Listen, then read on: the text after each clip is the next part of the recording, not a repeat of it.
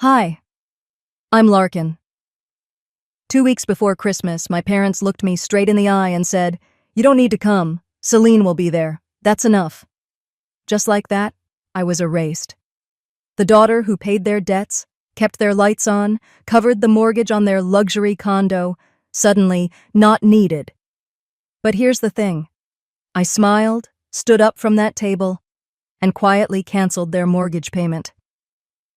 What do you think happened when they realized? And what would you have done if it were you? Before we dive in, tell me, what time are you listening to this, and where from? Drop it in the comments. I read every single one. The restaurant smelled faintly of cinnamon and freshly baked bread, the kind of place that worked hard to feel like Christmas without actually being Christmas. It was one of those suburban spots in Naperville where everything gleamed just enough to feel expensive, but not so much you couldn't bring your kids. I'd chosen it because my mother liked the brunch menu, and because I was trying, as always, to keep the peace. I don't know why I still bothered. The three of us sat at a corner table, a little too quiet for a holiday season meal. I'd brought them a gift, something small but thoughtful, a hand-painted ornament with their names and the year written in calligraphy. It was wrapped neatly with a red ribbon, and I slid it across the table to my mom. She glanced at it, gave me a polite, "Oh, you didn't have to," and set it beside her plate like it was a flyer someone handed her in a parking lot. She didn't open it. The clinking of silverware filled the silence. My sister, Celine, had her phone out, scrolling like she was the busiest person in Illinois. My dad kept looking toward the window as if he'd just remembered his car was parked outside. And me? I stirred my coffee like it held answers I'd been searching for years. "So," my mother said finally, taking a dainty sip of her tea. "We've been meaning to tell you." That sentence always meant trouble. "You don't need to come for Christmas this year," she continued, in the same tone she might use to comment on the weather. "Celine will be there, and that's enough for us." My spoon stopped mid-stir. Celine didn't look up. She smirked at her phone screen, like the timing was just too perfect. "That's enough for you," I repeated, trying to make sense of it, my voice softer than I expected. Mom set her cup down with a soft clink. "Well, it's just that Christmas is going to be smaller this year. It'll be more intimate. You understand, right? You've been busy and Celine is, you know." She trailed off, as if the fact that Celine existed somehow explained everything. Dad shifted in his seat but kept his eyes glued to his plate. He didn't say a word. I felt the sting in my chest first, then the heat rising up my neck. I'd paid for their condo when they couldn't keep up with the payments. I'd covered Celine's tuition when she dropped out of one program and decided she deserved a fresh start in another.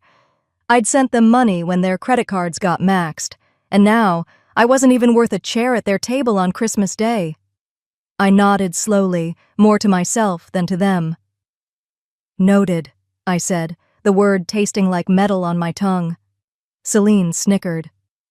"It's not personal, Larkin. Don't make it a thing." I stood up, smoothing my coat over my shoulders. "Oh, it's not a thing," I said, my voice calm in a way that made my mother glance up at me for the first time all morning. "It's exactly what it needs to be." I didn't wait for them to respond. I left cash for my coffee on the table and walked out into the cold December air. By the time I reached my car, my hands weren't shaking anymore. They were steady, purposeful. I slid into the driver's seat, pulled out my phone, and opened my banking app. Scrolling through my recurring payments, I found the one labeled Naperville Luxury Condominiums. My thumb hovered for a second, long enough to feel the weight of everything I'd been carrying for years. Then I canceled it with one tap. "Let's see how cozy Christmas feels when the mortgage company comes calling," I murmured, tossing the phone onto the passenger seat. The call came on Monday morning, just as I was settling into the quiet of my townhouse. I'd been standing in the kitchen, staring at the small pile of holiday cards I hadn't bothered to open yet, when my phone buzzed with a number I didn't recognize. My first thought was telemarketer. My second was collections. And I wasn't wrong. "Ms. Price?" The voice on the other end was polite, rehearsed. "This is David from Crescent Mortgage. I'm calling regarding the property at Fifth Avenue, Naperville. We noticed that your recent payment didn't process." I leaned against the counter, crossing my arms. "That's because I stopped making it." A pause. "I'm sorry. I may have misheard you. Did you say you've stopped paying?" "That's right." I picked at the corner of an unopened envelope. "As of yesterday, I'm no longer financially responsible for that property." The man cleared his throat, like he wasn't sure how to respond. "Ms. Price, with respect, you are the listed payer on the account. Without your contributions, the condo is at risk of default. Are you aware of that?" I almost laughed. "Very aware." Another pause, the kind where you could almost hear someone trying to decide if they should push or back off. "Would you like me to note a reason for discontinuation? Are you planning to transfer responsibility to another party?" "No." I grabbed my coffee and took a slow sip. "You can note that I was done being taken advantage of. That should be enough." He stumbled through an awkward promise to document the account appropriately before hanging up. I set the phone down and let the silence fill the room. It was the first quiet I'd had since that brunch, but it wasn't peace. It was the kind of stillness that comes when you're standing in the eye of a storm you created. I glanced at my reflection in the window, hair still slightly frizzed from yesterday's drizzle, circles under my eyes from another sleepless night. And all I could think was, how did I end up here? It wasn't hard to remember. 3 years ago, I'd been sitting in my parents' kitchen, the smell of lasagna heavy in the air. They'd asked me over for dinner, and I'd gone, thinking it was just one of those family catch-up nights. But when I walked in, my mother was already crying. "We're going to lose the condo," she'd said, wringing her hands like an actress in a play. My dad added, "Just a temporary setback. We just need a little help." They painted it like a crisis I was uniquely positioned to solve. "Just until we get back on our feet," Mom had said, reaching for my hand. "You know how much this place means to us, to the family. You're the only one who can make this work." I'd agreed that night, thinking I was saving more than just their home. I thought I was saving us. The fragile connection we'd been pretending was family. And then, just until we get back on our feet, turned into 3 years of me covering their mortgage while Celine bragged about luxury vacations and my parents posted pictures of themselves sipping wine on the balcony I paid for. The phone rang again that afternoon.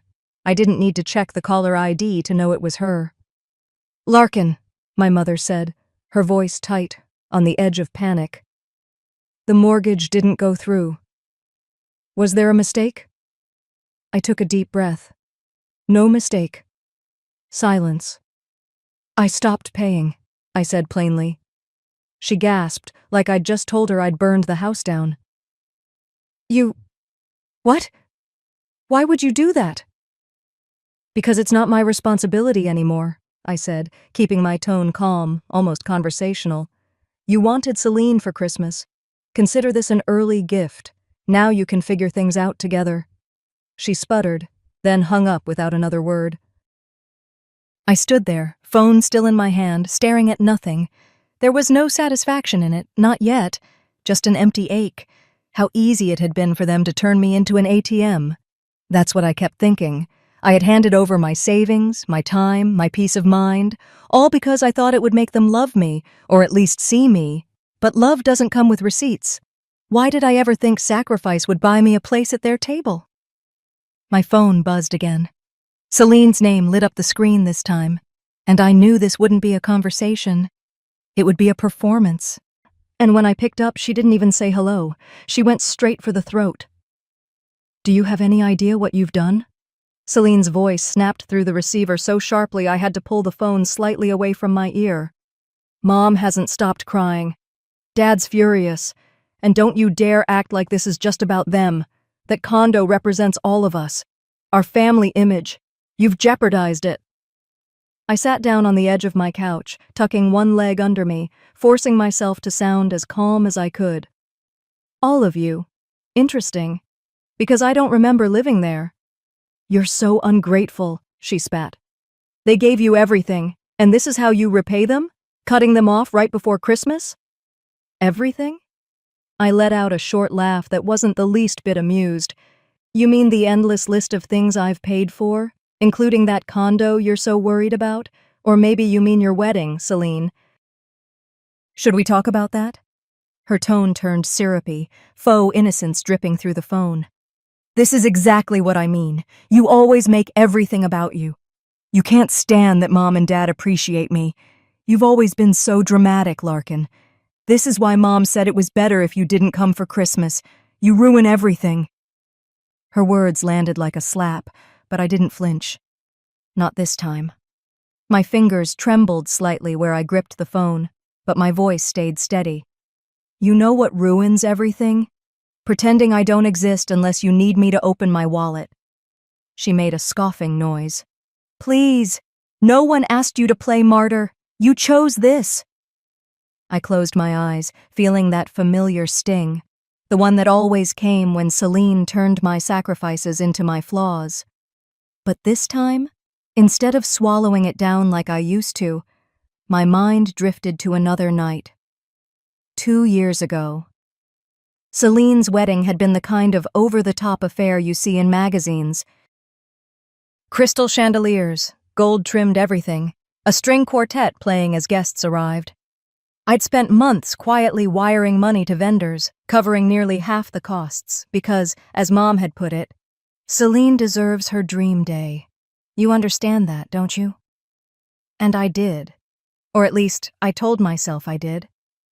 I remember sitting at a far-back table near the restrooms, my name printed on a card that just said Larkin Price, no sister of the bride, no acknowledgement.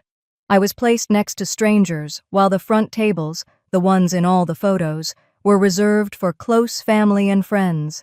When Celine took the mic during the reception, she raised her glass and toasted our parents who made this day possible. Everyone clapped. No one glanced at me. Later that night, when she introduced me to a guest, she smiled sweetly and said, "Oh, this is my sister. She's just been helping out." Helping out. As if I hadn't been the financial backbone of her big day. As if my entire role was to make her shine while I stayed in the shadows. That night, I told myself silence was dignity. But sitting here now, with her voice dripping contempt in my ear, I realized dignity feels a lot like being erased. "Are you finished?" I finally said, cutting through her rant. She huffed. "You've always been expendable, Larkin. Don't make us prove it." The line went dead before I could respond. I stared at my phone long after the call ended, her words replaying over and over. Expendable. They'd been treating me like I was disposable for years, but hearing her say it out loud carved it into something permanent.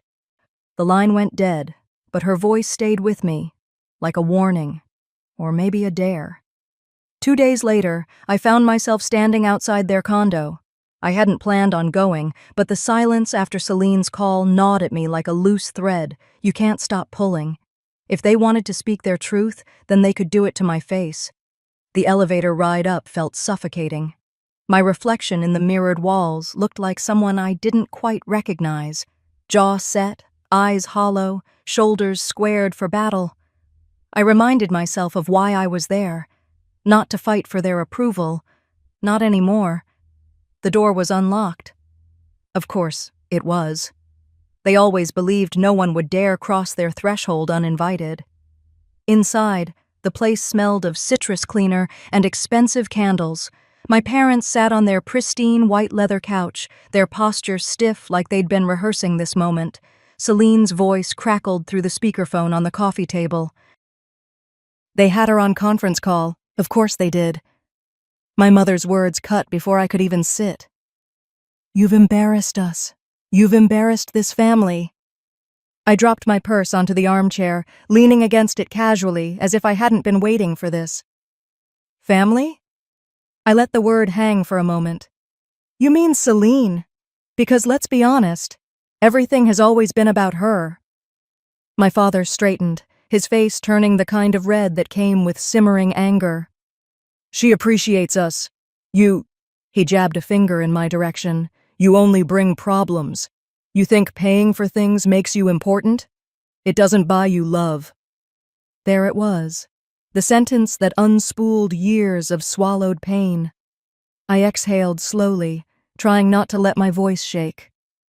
You mean paying for the roof over your heads, the debts you couldn't handle, the weddings you couldn't afford? That doesn't make me important? Funny how it made me convenient. My mother sniffed like she was the one wronged. You're twisting things. That condo, everything. It wasn't about us. It's about keeping the family together, keeping Celine happy when she visits. My father, either too tired or too smug to hold back, added, We only kept that condo because it makes Celine happy to have us nearby. You've never factored into our decisions. The words landed with the weight of a gavel. My stomach dropped, but my face didn't move. So there it was, the truth I had always suspected but never heard spoken aloud. I wasn't part of their plans. I was just the wallet. I studied them for a long moment, the people who raised me yet somehow never really saw me. Thank you, I said finally, my voice even. My mother tilted her head. For what? For confirming what I've always known. My father rolled his eyes. There you go again with the dramatics. Always making yourself the victim. We've done everything we could for you, but you've always been difficult. Not like your sister. That word, difficult, had been their favorite label for me since I was old enough to have opinions. I was difficult when I didn't blindly agree. I was difficult when I worked 2 jobs to survive instead of begging them for help. I was difficult every time I dared to expect basic respect. I looked around their condo, the one I'd been paying for. Every detail screamed curated perfection, yet it felt cold, like a showroom pretending to be a home.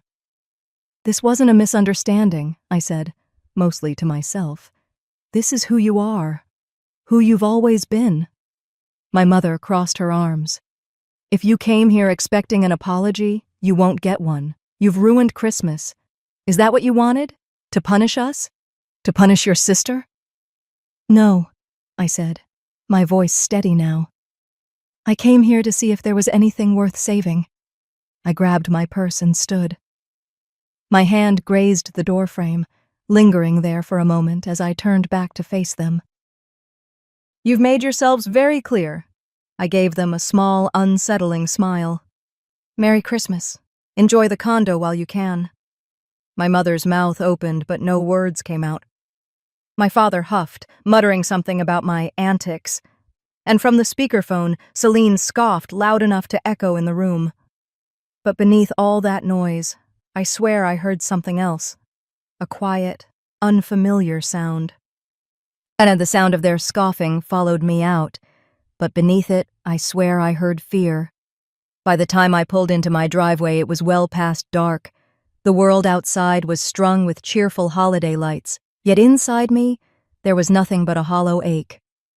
I locked the door behind me, kicked off my shoes, and stood in the stillness of my townhouse, staring at the Christmas wreath I'd never gotten around to hanging. The place was too quiet. I poured a glass of wine, more for something to hold than to drink, and sank into the couch. My father's words replayed in my head like a bad recording. You've never factored into our decisions. That wasn't a slip of the tongue.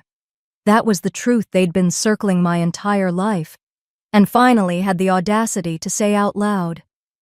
I set the untouched glass on the coffee table and grabbed my laptop. I wasn't sure what I was looking for, but my inbox held the answer. An email chain from Celine, copied to our parents. We'll use the condo for the Christmas trip. Mom-Dad said it'll just be us 3. I'll decorate the way I like. There were photos attached. Celine's curated holiday aesthetic, gold ribbons, white lights, some overpriced wreath she probably had delivered from an upscale boutique. My name wasn't in the email, not even a pretense of including me. I scrolled through the thread, each click like a paper cut. Plans for Christmas brunch, A gift exchange. Notes about how it'll be nice not having drama this year.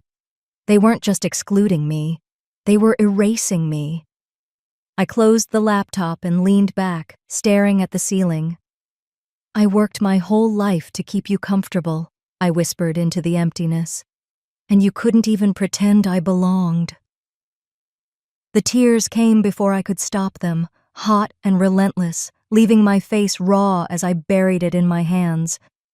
I slid off the couch and curled up on the rug, my knees to my chest like I could make myself disappear. Maybe they're right, I choked out. Maybe I am just a wallet. Maybe that's all I've ever been. Time blurred. The house stayed quiet, except for my uneven breathing. At some point, I dragged myself to the storage closet. If I couldn't feel joy, maybe I could at least distract myself. I pulled down the box of Christmas decorations, the one I hadn't opened since last year. The lid creaked as I pried it off, releasing the scent of cinnamon and dust. That's when I saw it.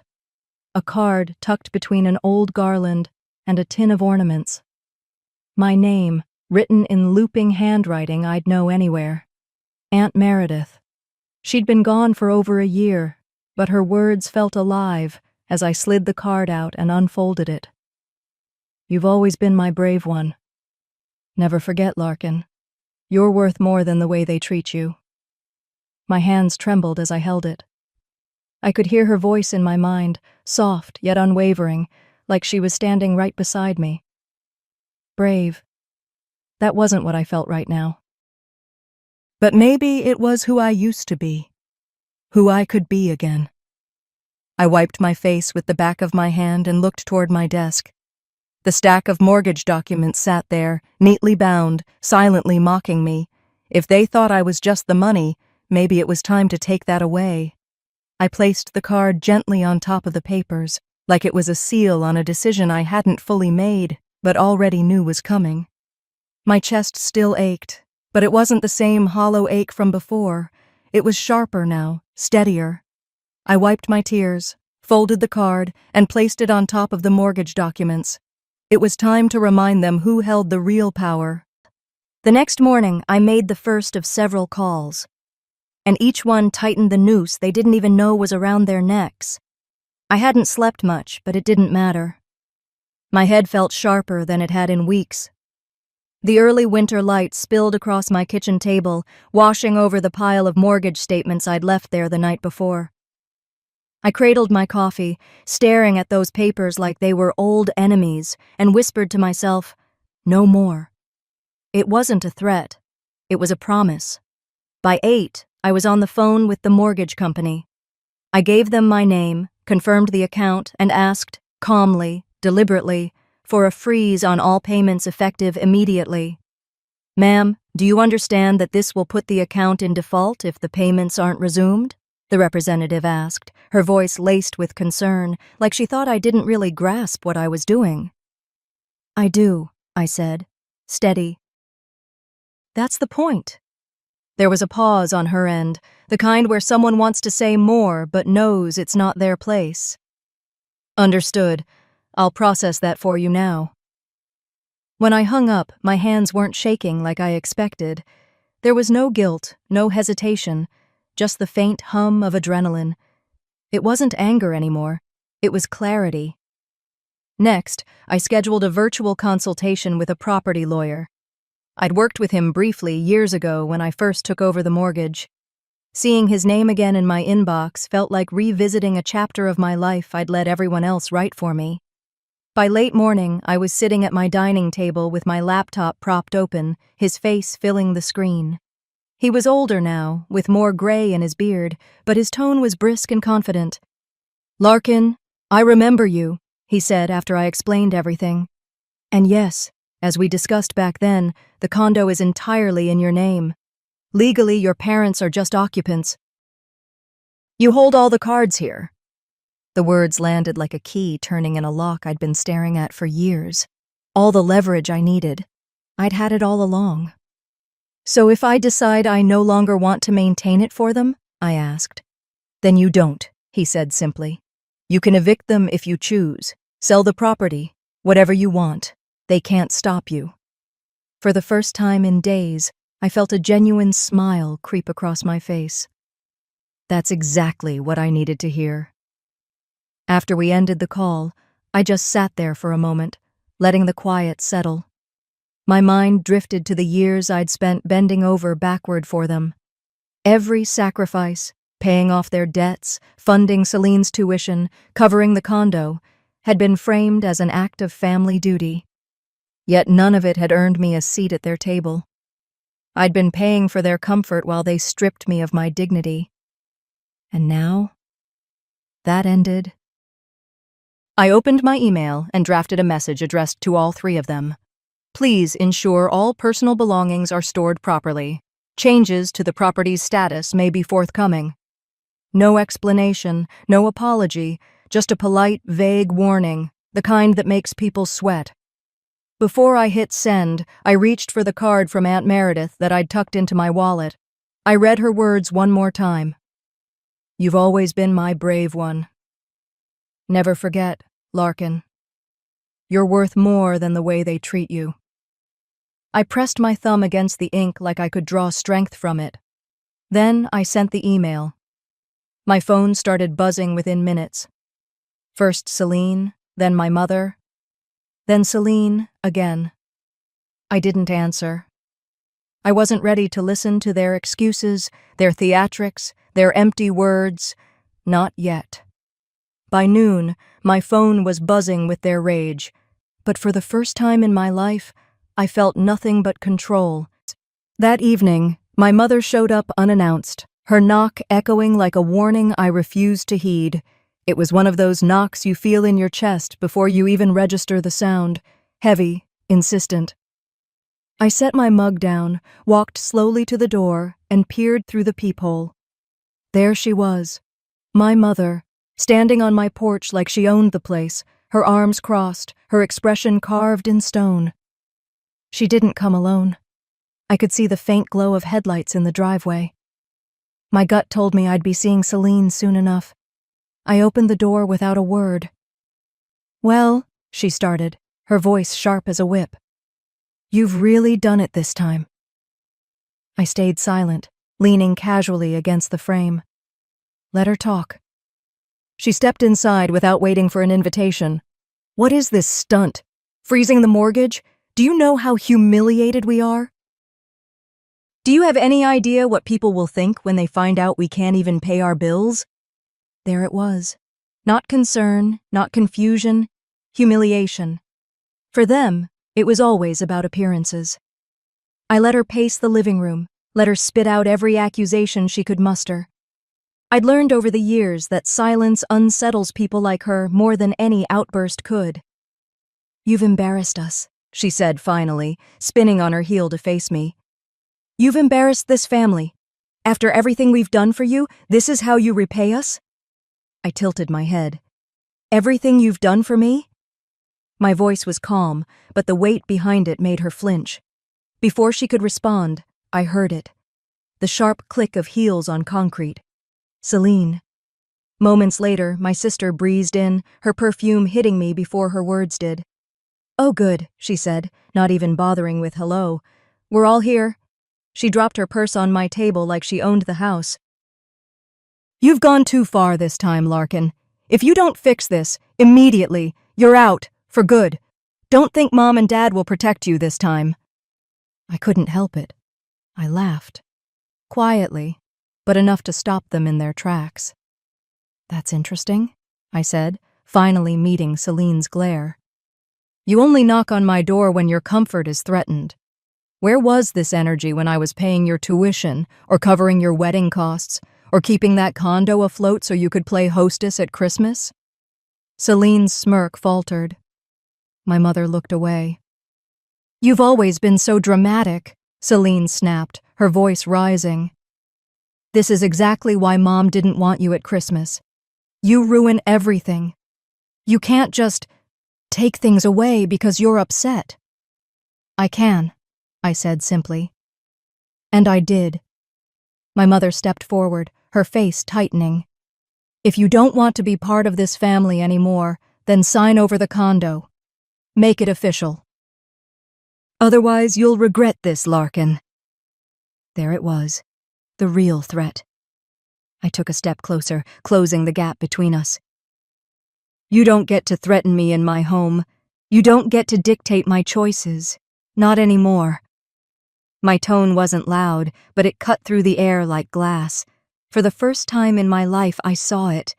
Fear, a flicker of it, buried deep, but it was there.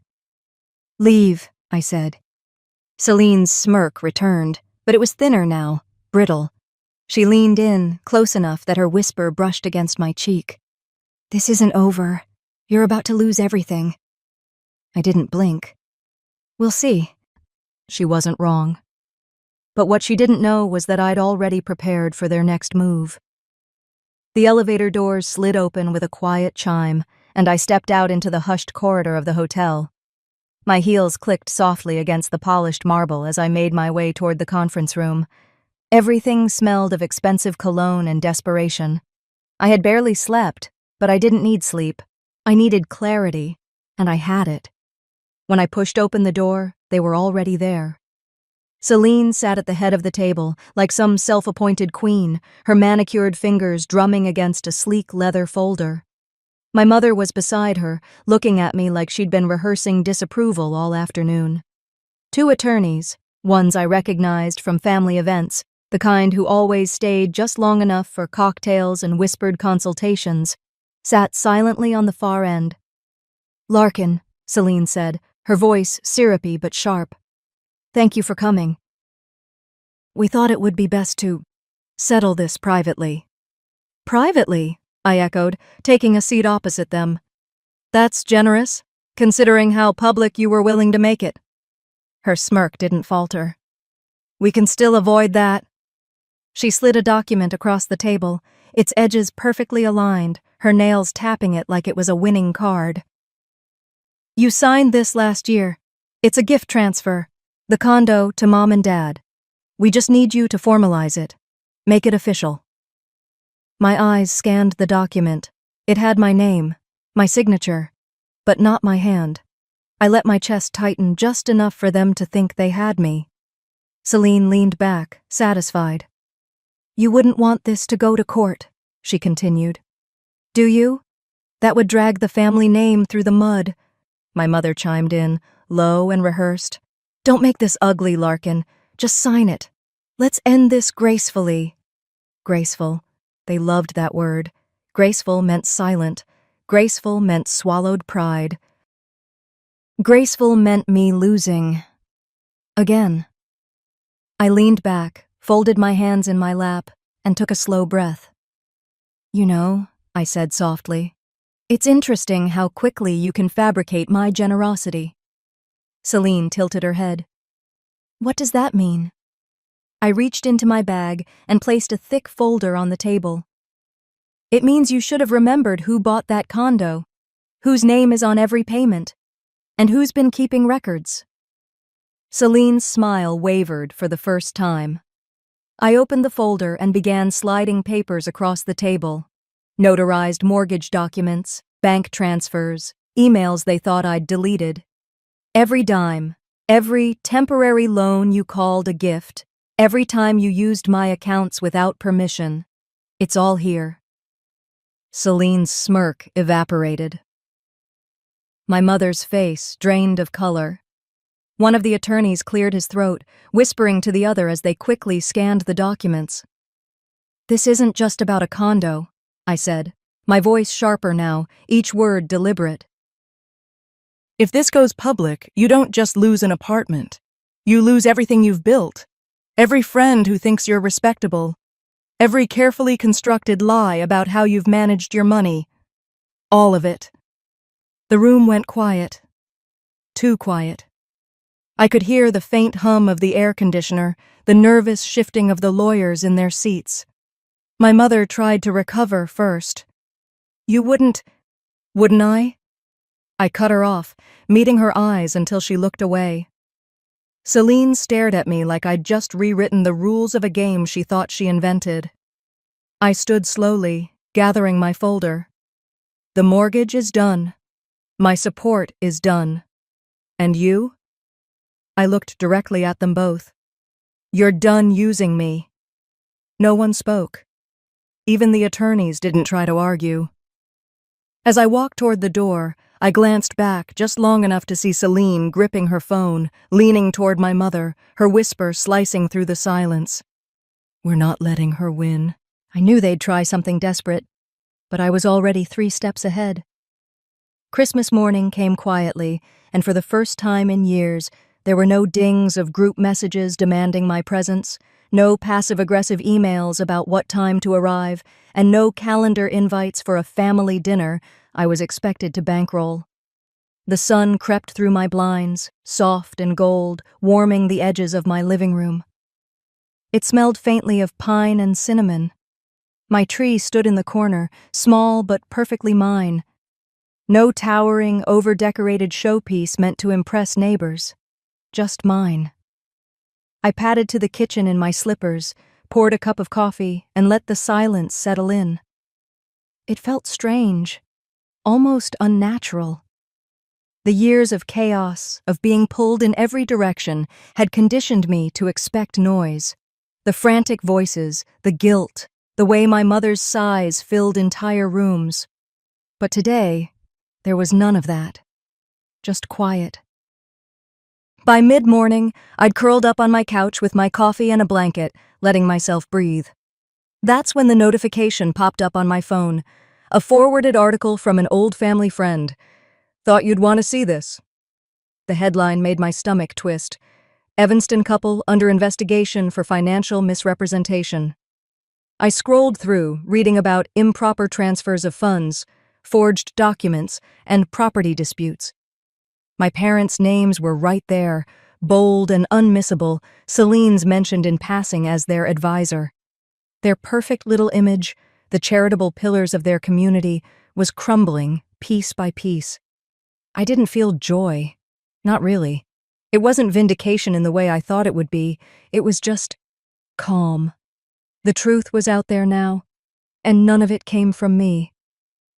They did this to themselves, I whispered to the quiet room, almost as if saying it aloud would make it more real. I set the phone down and reached for the small box I'd been avoiding for weeks. It had sat on the edge of my coffee table since I left the condo, tucked away like a wound I wasn't ready to touch. I opened it slowly. Inside was the ceramic snowflake ornament I'd given my mother at that brunch, the one she'd left unopened on her plate like an afterthought. I turned it over in my hands, tracing the little grooves with my fingers. It no longer hurt the way it had in that restaurant, watching her dismiss it. Dismiss me. No, now it meant something else entirely. I walked to my tree and hung it on a low branch where I could see it from my couch. It wasn't theirs anymore. It wasn't about their approval, their conditional love, their ever-shifting expectations. It was mine now. It meant what I decided it meant. The phone rang again, this time from the bank. I answered, bracing myself. "Ms. Avery?" the voice on the other end said. "We're just confirming finalization on the condo transfer. It is officially under your sole control. No third-party claims remain." My chest rose and fell with a deep, steadying breath. "Thank you," I said, and I meant it. It wasn't just about property. It was about severing the last tie they'd held over me. When I hung up, I sat there for a while, staring at the snowflake ornament glinting in the soft morning light. My parents might lose everything. Celine might scramble to save their image. But I had already reclaimed myself. I once thought Christmas was about being with family, no matter the cost. That belief kept me chained to people who only saw me as a wallet, a resource, a placeholder in their carefully curated lives. But maybe Christmas, real Christmas, was about knowing who belongs at your table. And this year, that was just me. I stepped back from the tree, the ornament swinging gently as if settling into its new place. "Merry Christmas, Larkin," I whispered, my voice steady, sure,